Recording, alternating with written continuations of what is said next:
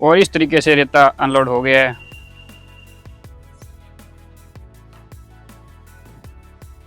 और आगे भी बकेट को डाउन कर लेते हैं पूरा। और अभी जेसीबी के चारों टायर हवा में हो चुके हैं।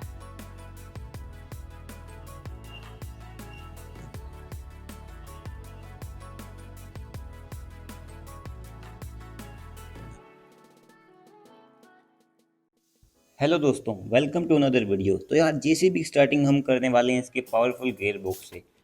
और यार इस गियर बॉक्स को हमें बहुत ही ज़्यादा मजबूत बनाना पड़ेगा, क्योंकि हमारी जेसीबी के अंदर बहुत ज़्यादा वजन होने वाला है। तो उसको मैनेज करने के लिए हमें गियर बॉक्स भी पावरफुल बनाना होगा। तो सबसे पहले मैंने पीवीसी पाइप से 2 पीस रेडी कर लिए हैं। अब इनके अंदर होल कर इनके अंदर बैरिंग की एडजस्टमेंट करनी होगी हमें। इन्हीं मेन बैरिंग के अंदर हमारा डिफरेंशियल मूव करने वाला है।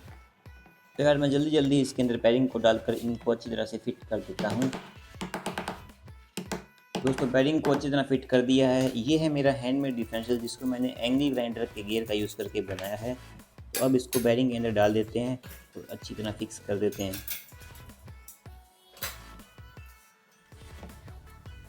तो अब हम जेसीबी का चेसिस बनाने वाले हैं। चेसिस बनाने के लिए मैंने डिज़ाइन रेडी कर लिया पीवीसी पाइप पे। आगे की तरफ मैंने यहाँ पे कट रखा है फ्रंट एक्सल फिट करने के लिए।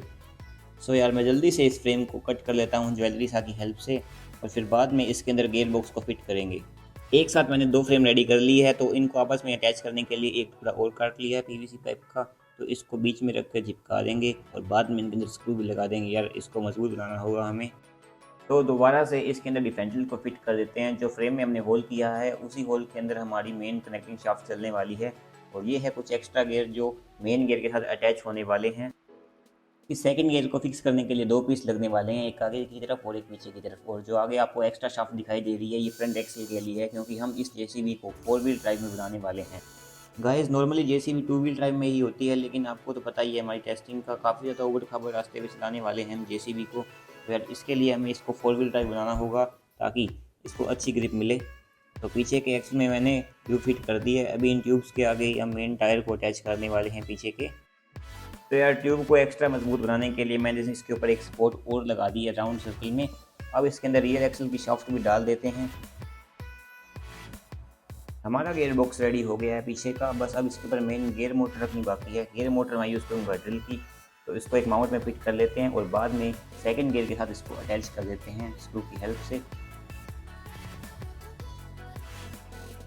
तो यार सभी स्क्रू को मैंने अच्छी तरीके से टाइट कर दिया है। अब करते हैं गियर बॉक्स की टेस्टिंग। तो जेसीबी का गियर बॉक्स प्रॉपर तरीके से वर्क कर रहा है। इसके हाई और लो दोनों गियर वर्क कर रहे हैं। तो अब इसके साथ टायर को अटैच करते हैं।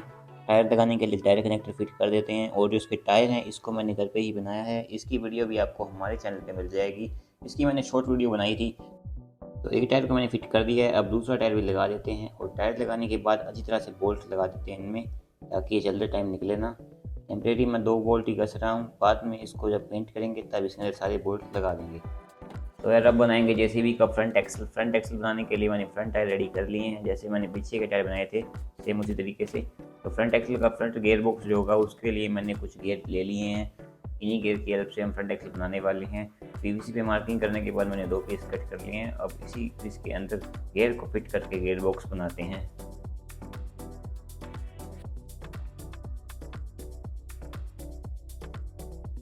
तो यार एक बार आप इस गियर बॉक्स का साइज़ देखो कितना छोटा मैकेनिज्म बनाया है। अब इसके साइड में ट्यूब लगाते हैं पीवीसी पाइप की। तो उसी ट्यूब पे ही हम स्टीयरिंग सिस्टम लगाने वाले हैं इस एक्सल के अंदर। फटाफट दोनों साइड ट्यूब लगाते हैं। तो यार मैंने ट्यूब को अच्छी तरह फिक्स कर दिया है। अब इसके अंदर पीटीओ शाफ्ट लगाते हैं। एक तरफ मैंने स्टीयरिंग सिस्टम पहले ही फिट कर दिया, अब दूसरी साइड का रह गया, इसको भी कंप्लीट करते हैं। फटाफट से इसको स्क्रू की हेल्प से इस पर टाइट कर देते हैं। ज़्यादा टाइट भी नहीं करेंगे, इतना टाइट करेंगे कि आसानी से लेफ़्ट और राइट टर्न कर सके। ये देखो फ्रीली मूव कर रहा है लेफ़्ट और राइट। तो अब इसको चलाकर देखते हैं एक बार। ड्रिल मशीन की हेल्प से मैं इसको मूव करा रहा हूँ और गियर देखो हमारे प्रॉपर घूम रहे हैं। तो फ्रंट टायर को फिट करने के लिए इसमें भी टायर कनेक्टर लगा देते हैं और आगे के टायर भी फिट कर देते हैं अच्छी तरह से इसमें।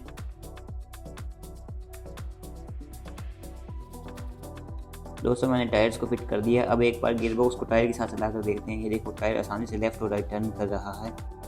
दोनों टायर को एक साथ टर्न करवाने के लिए स्टीयरिंग शाफ्ट लगानी होगी, तो उसको भी इसके अंदर फिट कर देते हैं जल्दी जल्दी से।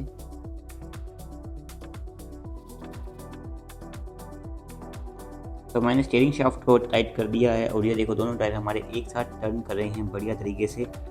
तो अब बारी है इस एक्सल को चेजिस में फिट करने की। इसको फिट करने के लिए मैं मेटल के पीस से एक माउंट बना रहा हूँ। तो इस मेटल की प्लेट को मैंने यू शेप में बेंड कर दिया है। एक्स्ट्रा प्रोटेक्शन के लिए मैं इसमें वेल्डिंग भी कर देता हूँ और बाद में इसको फिट करेंगे चेजिस के अंदर। दोस्तों मैंने सेंटर पिन को रेडी कर लिया है। अब इसको फ्रंट एक्सल के साथ अटैच कर देते हैं और बाद में इस सारे मैकेनिज्म को फिट कर देंगे हमारी चेजिस के अंदर। आगे की तरफ इसमें एक स्क्रू लगा देते हैं और ये देखो प्रॉपर तरीके से सस्पेंशन वर्क कर रहा है। अब इसको चेजिस के अंदर फिट कर देते हैं। तो यार इसको बढ़िया तरीके से एडजस्ट करके चिपकाना होगा हमें। अब मैं फ्रंट एक्सल को पावर देने वाला हूँ रियर एक्सल से। ऐसा करने के लिए मुझे दो यूनिवर्सल जॉइंट की हेल्प लेनी होगी।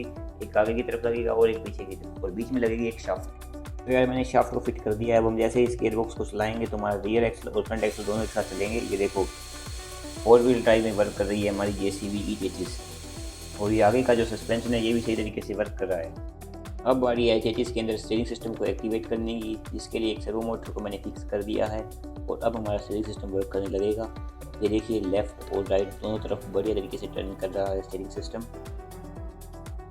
और यार यहाँ पर मैंने चेजिस को एक्स्ट्रा सपोर्ट भी प्रोवाइड कर दी है, PVC स्ट्रिप लगा दी है और पीछे की तरफ हम गियर बॉक्स को कवर करने वाले हैं। एक पीस पीछे भी लगा देते हैं और उसको फिक्स कर देते हैं बढ़िया तरीके से। तो यार अब JCB के गियर बॉक्स को ग्रीस से भर देते हैं ताकि ये गियर बॉक्स बढ़िया तरीके से वर्क करे और इसके अंदर से गियर्स की आवाज़ ना आए। अब कर देते हैं इस गियर बॉक्स को कवर, स्क्रू लगा देते हैं इस पर 4, और जो आगे का एक्सल था यार उसमें भी मैंने ग्रीस डाल दिया था, उसको भी कवर कर दिया था। दोस्तों हमने JCB की चेजिस का काम कंप्लीट कर दिया है। अब बनाएंगे सबसे पहले इसका फ्रंट लोडर। सबसे पहले बनाएंगे लोडर का माउंट जो कि मेन चेजिस के साथ अटैच होने वाला है। तो उसका डिज़ाइन मैंने रेडी कर लिया है। इसी डिज़ाइन के हिसाब से मैं 2 पीस कट करने होंगे। ये देखिए दोस्तों फ्रंट लोडर को फिट करने के लिए मैंने माउंट कट कर लिए हैं। अब इसको चेजिस के साथ बढ़िया तरीके से चिपकाना होगा क्योंकि फ्रंट लोडर का सारा वेट इसी के ऊपर आने वाला है। दोनों पीस के बीच में एक्स्ट्रा सपोर्ट भी चिपका देते हैं ताकि मजबूती से फिक्स हो जाए। तो यार मैंने इसको बढ़िया तरीके से फिक्स कर दिया है। अब मैं इसको पकड़कर JCB को हवा में भी उठा सकता हूँ। तो JCB का जो फ्रंट लोडर है उसकी मेन फ्रेम कट करने के लिए मैंने फिर से कुछ टुकड़े काट लिए। इनको आपस में चिपकाकर इनकी स्ट्रेंथ बढ़ा देते हैं और मैंने कुछ डिज़ाइन रेडी कर लिए हैं। इसी डिज़ाइन के हिसाब से इसकी कटिंग कर लेते हैं। दोस्तों मार्किंग हो गई है कंप्लीट और ये देखो ये डिज़ाइन हमें कट करना होगा। तो फटाफट से ग्राइंडर की हेल्प से इसको कट कर देते हैं।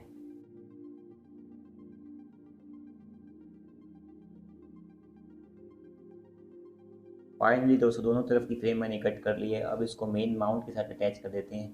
इसको फिक्स करने के लिए हम एक शाफ्ट यूज़ कर रहे हैं। एक तरफ शाफ्ट मैंने डाल दी है और दूसरी तरफ जो शाफ्ट निकलेगी उसके अंदर दूसरा फ्रेम डल जाएगा। और दोनों फ्रेम की फिटिंग हो चुकी है, ये बढ़िया तरीके से वर्क कर रही है। अब इन फ्रेम को आपस में अटैच करते हैं। इनको अटैच करने के लिए फिर से मैंने पीस रेडी कर लिया है। इसको दोनों के बीच में चिपका देते हैं। और जो फ्रंट बकेट है उसका भी मैंने डिज़ाइन रेडी कर लिया है। 2 पीस कट करने होंगे हमें इस डिज़ाइन के अकॉर्डिंग PVC शीट से। मार्किंग मैंने कर ली है तो फटाफट से 2 पीस कट कर देते हैं। दोनों पीस को मैंने काट लिया है। अब इनको आपस में अटैच करते हैं। कुछ PVC पाइप के पीस चिपकाने होंगे, एक नीचे की तरफ बड़ा पीस और एक ऊपर की तरफ छोटा पीस चिपका देते हैं।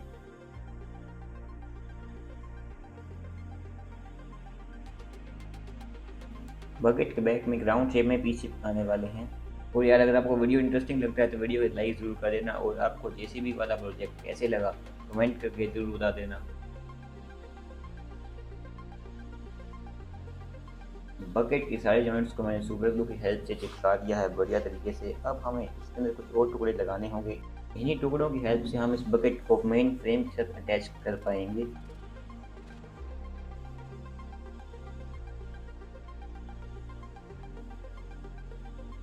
सारे टुकड़े मैंने चिपका दिए हैं। अब मेन फ्रेम के अंदर कुछ होल कर देते हैं। इन्हीं होल की हेल्प से हम बकेट को अटैच करेंगे। अब एक शाफ्ट डाल देते हैं सभी होल्स के बीच में और फिर बकेट अटैच हो जाएगा मेन फ्रेम के साथ। और यार फ्रंट लोडर की फिटिंग हो गई है कंप्लीट और ये बढ़िया तरीके से वर्क कर रहा है। अब बनाएंगे JCB के लिए हाइड्रोलिक जैक। इसको बनाने के लिए मैंने 2 पीस कट कर लिए हैं पाइप से और इन पीसेस को पीछे की तरफ से हमें बंद करना होगा। और अब बनाएंगे जैक की मेन शाफ्ट। इसको बनाने के लिए मैंने 6 mm की एक शाफ्ट कट कर ली है। अब इसके ऊपर एक पीस फिट कर देंगे जिसके ऊपर मैंने रबर रिंग लगा रखे हैं और ये पीस जाने वाला है हमारे हाइड्रोलिक सिलेंडर के अंदर। और यार ये जो आपको पाइप के अंदर 2 होल दिखाई दे रहे हैं, इन्हीं होल के थ्रू भी हाइड्रोलिक ऑयल इस जैक के अंदर जाने वाला है।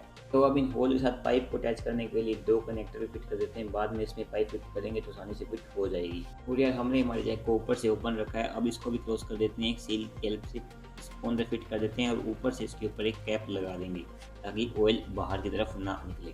तो यार ये जैक हमारा रेडी हो गया, बस उसको ऊपर से चिपकाना बाकी है। और यार इसी मेथड का यूज़ करके हमें बहुत सारे जैक बनाने होंगे। आगे की तरफ लगेंगे 4 जैक, जिनमें से 2 मैंने रेडी कर लिए हैं, 2 जैक नीचे की तरफ लगने वाले हैं, एक लेफ्ट साइड और एक राइट साइड। तो इनको फिक्स कर देते हैं जल्दी से। जैक को पीछे की साइड से लॉक कर देंगे शाफ्ट की हेल्प से, और ऊपर मेन फ्रेम के साथ अटैच करने के लिए हमें 2 पीस चिपकाने होंगे मेन फ्रेम के साथ। इन पीसेस को बढ़िया तरीके से मेजरमेंट करके यहाँ पर चिपकाना होगा, क्योंकि इसी के हिसाब से हमारे लोडर की एडजस्टमेंट होगी कि ये कितना ऊपर जाएगा या कितना नीचे आएगा। तो बढ़िया तरीके से इसको यहाँ पर फिक्स कर देते हैं और बाद में दोनों जैक यहाँ पर फिट कर देते हैं। और मैंने दोनों तरफ के जैक बढ़िया तरीके से फिट कर दिए हैं और ये सारा मैकेनिज्म बढ़िया तरीके से वर्क कर रहा है। अब हमें इसके ऊपर की तरफ 2 जैक और लगाने होंगे, जिनकी हेल्प से हमारा बकेट मिट्टी को भरेगा और खाली करेगा। तो उसके लिए हमें काफ़ी सारे मेटल के पीस भी कट करने होंगे, तो वो सारे पीस कट करते हैं और फिर बाद में इस फ्रेम के ऊपर फिक्स करेंगे। तो यार मैंने मेटल शीट का यूज़ करके 4 प्लेटें कट कर ली है, 2 प्लेट लगेगी इस साइड और 2 प्लेटें लगेंगी दूसरी साइड। इन प्लेट्स का क्या काम होगा, जो ऊपर की तरफ हाइड्रोलिक जैक लगेंगे जो बकेट को कंट्रोल करेंगी, उसको ये पीछे की तरफ से होल्ड करने वाली है, और जो हाइड्रोलिक जैक होगा आगे की तरफ उसको फिक्स करेंगे इन प्लेट्स की हेल्प से। इनको फिक्स कर देते हैं फ्रेम के अंदर।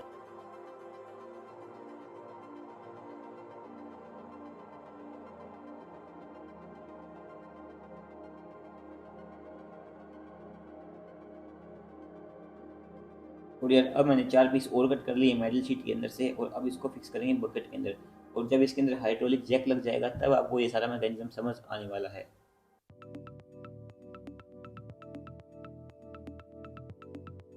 और यार जो ऊपर की तरफ 2 हाइड्रोलिक जैक लगने वाले हैं उनको ही मैंने रेडी कर लिया है, तो इनको भी फिक्स कर देते हैं।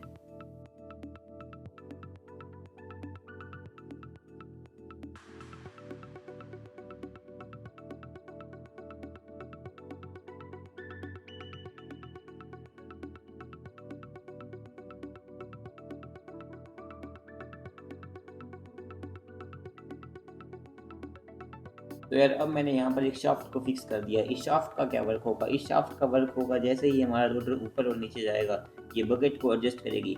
जिस पोजीशन में बकेट नीचे की तरफ होगा उसी पोजीशन में बकेट ऊपर जाएगा। और यार अगर हम इस शाफ्ट को यहाँ पर नहीं लगाते हैं तो जैसे ही हमारा लोडर ऊपर की तरफ जाएगा तो हमारा बकेट आगे की तरफ झुक जाएगा, जिससे क्या होगा, जो बकेट के अंदर सामान होगा वो ऑटोमेटिक नीचे गिर जाएगा। तो अब इस फ्रंट बकेट के अंदर टिप लगा देते हैं, टिप की हेल्प से ही आसानी से मिट्टी को खोद लेगा। तो यार मैंने इसमें सारे टिप की फिटिंग कर दी है।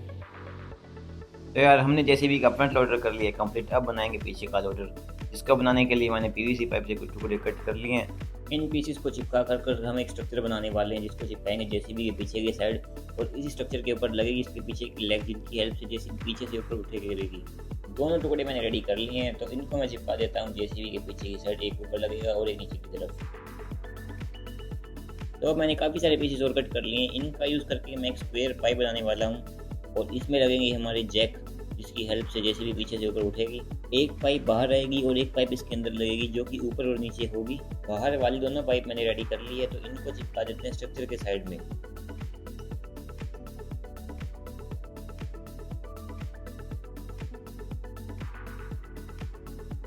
तो इन हाइड्रोलिक जैक पे वर्क करने के बाद में सबसे पहले बनाते हैं पीछे का लोडर का स्ट्रक्चर। तो इसका मेन स्ट्रक्चर रेडी करते हैं, इसी के ऊपर जो है टर्निंग मैकेनिज्म बनने वाला है। तो ये 2 पीस कट करने होंगे हमें।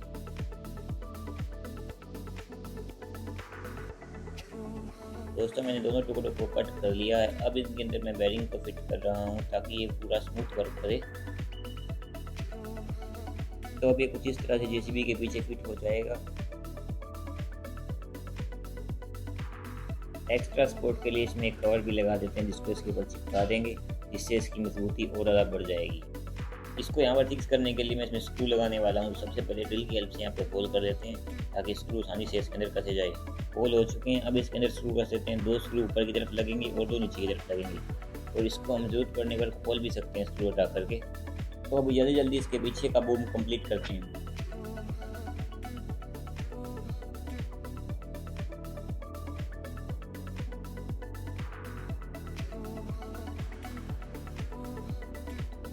तो यार अभी मैंने पीछे का लोडर बनाने के लिए कुछ डिज़ाइन तैयार कर लिए हैं। इन डिज़ाइन के हिसाब से मार्किंग होगी और फिर पीवीसी पाइप की कटिंग होगी।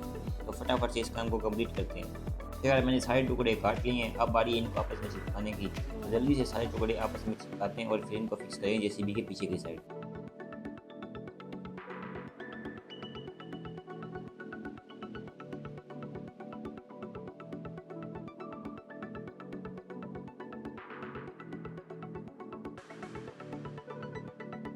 तो अभी मैंने जेसीबी का बूम रेडी कर लिया है, इसको फिक्स करते हैं पीछे की तरफ।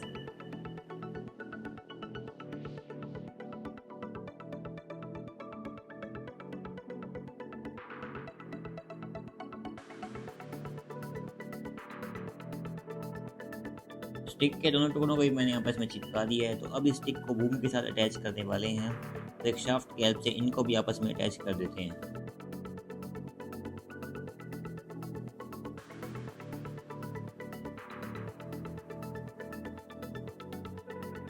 दोस्तों बूम और स्टिक की फिटिंग हो चुकी है और ये प्रॉपर तरीके से वर्क कर रहा है।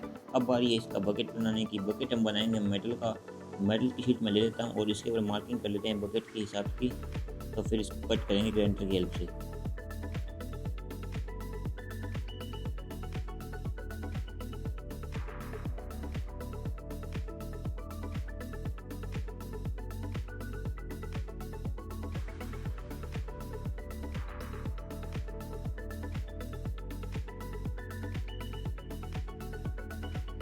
सारे पीसेस की कटिंग हो चुकी है और इस बकेट को पीछे से कवर करने के लिए एक एक्स्ट्रा लंबा पीस मैंने कट कर लिया है। तो इसको इसके साथ वेल्डिंग करने वाले हैं।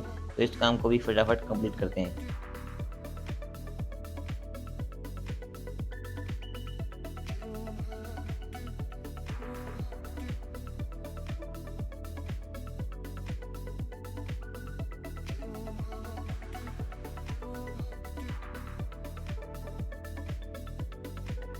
बकेट की वेल्डिंग हो चुकी कंप्लीट। अब इसके ऊपर अटैचमेंट लगाएंगे जिसकी हेल्प से इसको स्टिक के साथ हम अटैच कर पाएंगे और हाइड्रोलिक जैक भी लगेगा इसमें। तो उसके लिए 2 अटैचमेंट की वेल्ड करते हैं।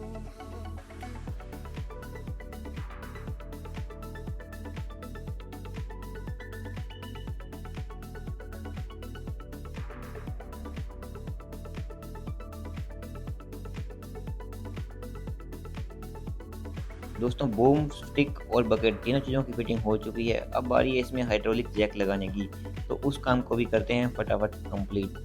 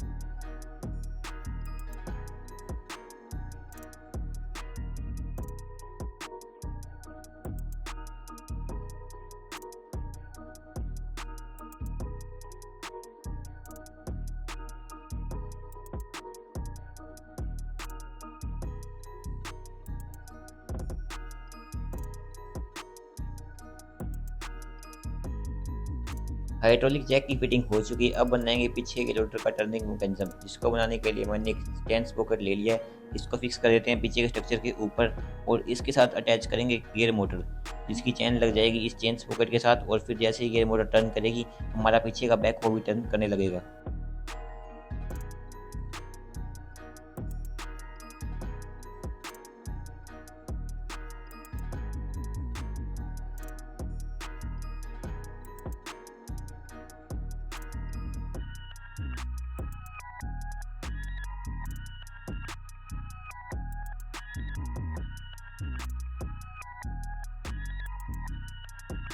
तो यार स्क्रू की हेल्प से मैंने गियर मोटर को फिक्स कर दिया है। अब बारी है इसमें चैन लगाने की। तो आगे के इस पॉकेट में चैन डल जाएगी और यही चैन पीछे आकर पीछे के रोटर के साथ अटैच हो जाएगी।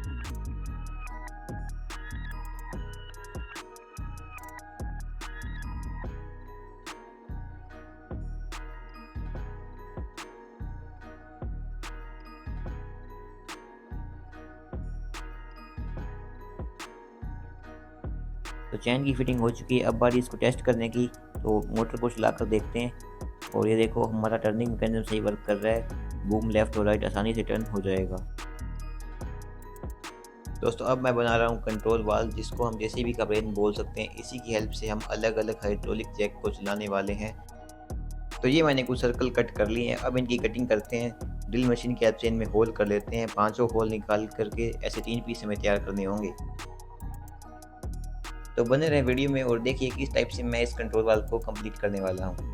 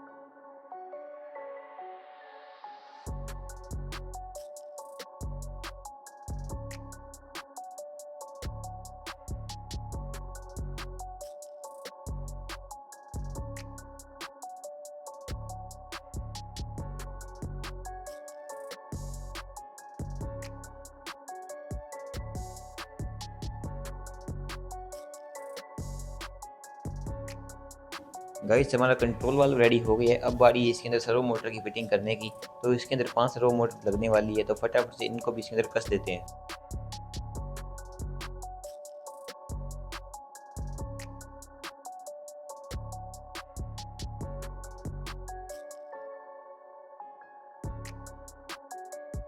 और यार इस कंट्रोल वाल्व के अंदर ऑयल की आउटपुट और इनपुट के लिए काफ़ी सारे कनेक्टर फिट करने होंगे। तो फटाफट से उनको भी इसके अंदर लगा देते हैं।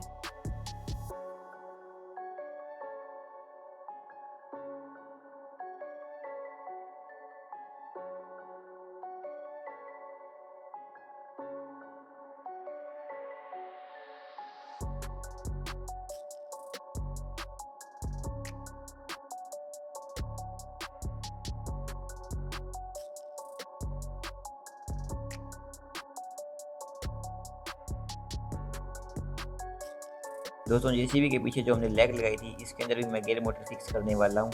ये लगने के बाद हमारी जेसीबी पीछे से लिफ्ट होनी शुरू हो जाएगी। ये रही इस जैक की लेग। तो इसको भी फिक्स करते हैं इस जैक के अंदर और फिर इसको चलाकर देखते हैं।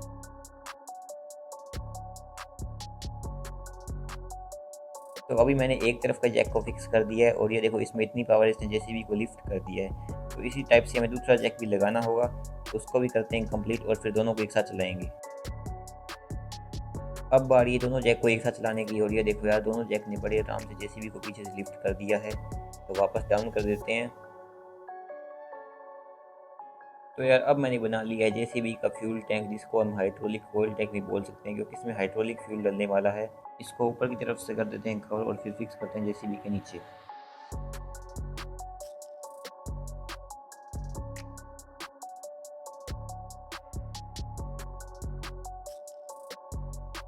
दोस्तों ऑयल टैंक की फिटिंग हो गई कंप्लीट। अब हमने जितने भी जैक जेसीबी के अंदर लगाए हैं उन सभी के साथ पाइप कनेक्ट करनी होगी और उन पाइप्स को एक जगह इकट्ठी करनी होगी, ताकि हम उसको कंट्रोल वाल्व के साथ कनेक्ट कर सकें।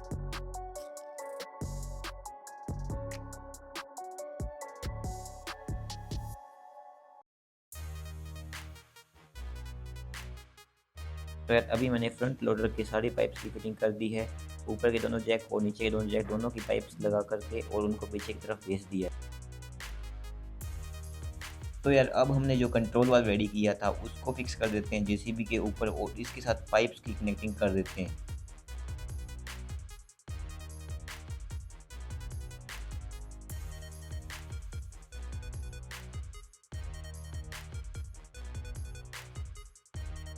तो यार ये है हमारा हाइड्रोलिक पंप जो कि ऑयल को पंप करेगा कंट्रोल वाल्व के अंदर फुल प्रेशर के साथ।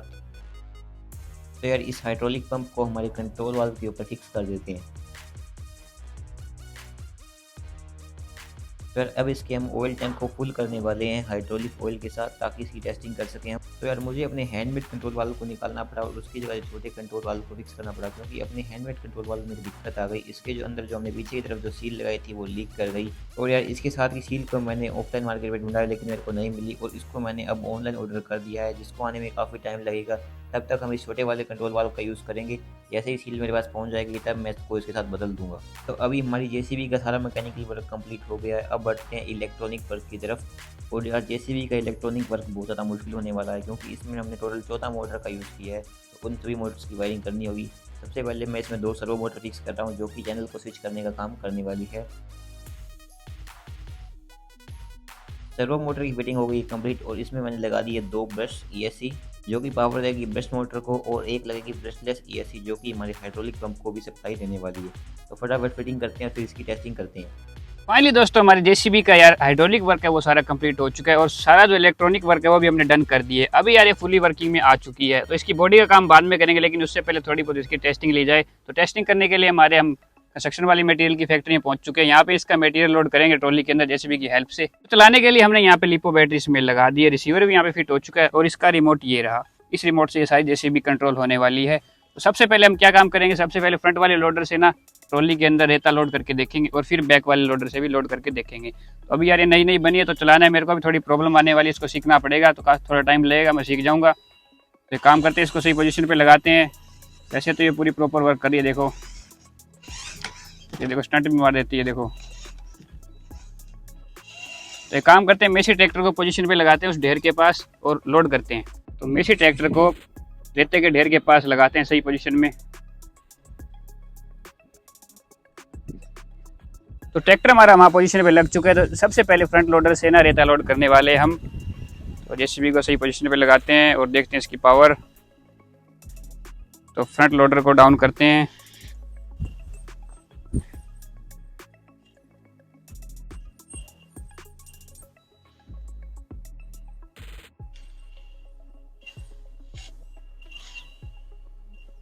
और फ्रंट लोडर से इसने काफ़ी सारा रेता उठा लिया यार ऊपर। तो अभी इसको ट्रॉली के पास लेके चलते हैं।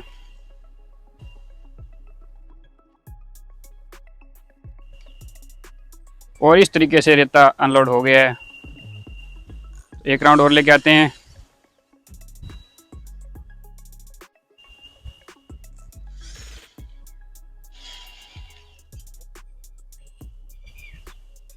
थोड़ा सीखने में प्रॉब्लम आ रही है, चलाने में दिक्कत आई, थोड़ा सीख जाएंगे धीरे धीरे।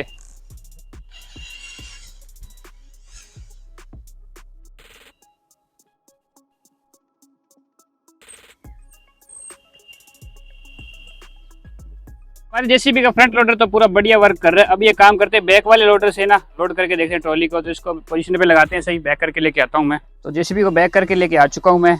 इसको यहीं पे लगाते हैं बैक और इसके जो पीछे वाले लेग्स को डाउन करते हैं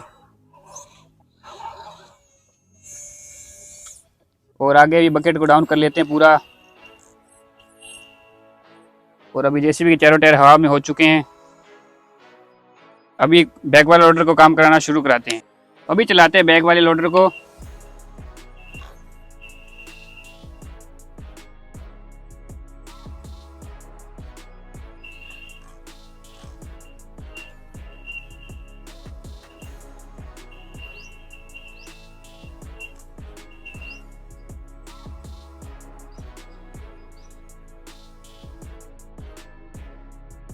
एक बकेट तो हमने ट्रॉली में डाल दिया है, दूसरा डालते हैं।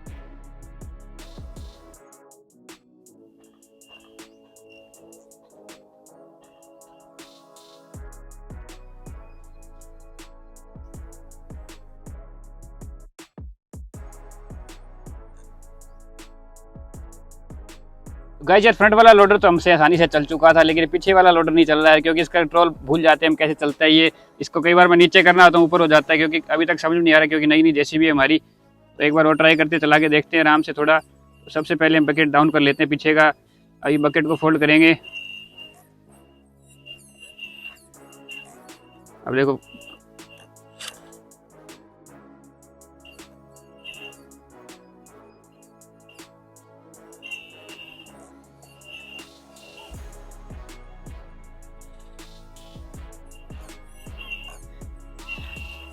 तो इस तरीके से धीरे धीरे सीख जाएंगे हम चलाना इसको।